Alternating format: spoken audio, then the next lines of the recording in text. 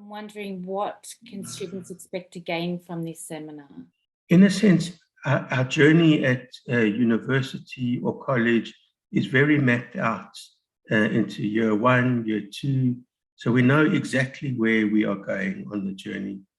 But once we enter the world of experience, we don't really have a map of the journey that we are going on. And so we don't really know where we are actually experientially. What this course provides is an opportunity to develop a map of the journey. And the underpinning map of the journey here is a 5-stage process from novice to expert.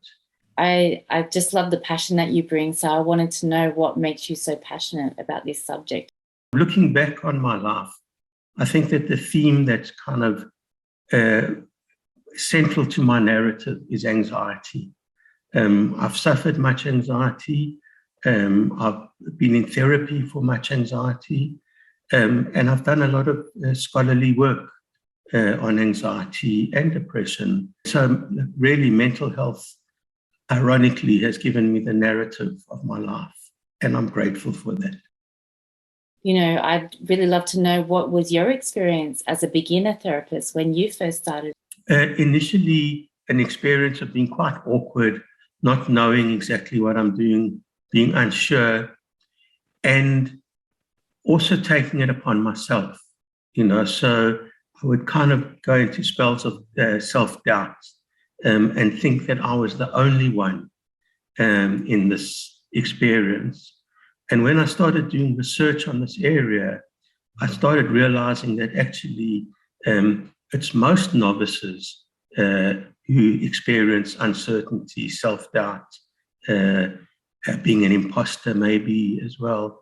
And so it's much less about me as a person and much more about the process of learning from experience.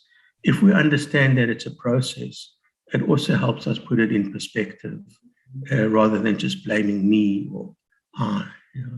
Becoming a therapist is such a huge responsibility, and I see a lot of students graduate and they have this sense of responsibility going forward, or how can I do this? There's so many of those questions that come up. Well, what would you say to them? To set realistic expectations of themselves. And I remember one early case that I had. So the novice therapist had this expectation that she must be as good as her own therapist was. And she didn't realize how much pressure she was putting on herself by having such a kind of idealized expectation of what she ought to be able to do. So for me, the expectation is being able to give yourself a chance to learn, giving yourself a chance to taking risks, going through the unknown, and not coming down heavily on yourself when you do not perform, but really using this as an opportunity for experiential learning. And so learning to turn the moments of surprise, uncertainty, doubt into opportunities for learning rather than opportunities for berating yourself. I think for more advanced practitioners, the kind of aim of the course is excellence in practice. How do you go about from being kind of okay, competent, to developing a sense of excellence in your practice? And that's definitely a big part of the course as well.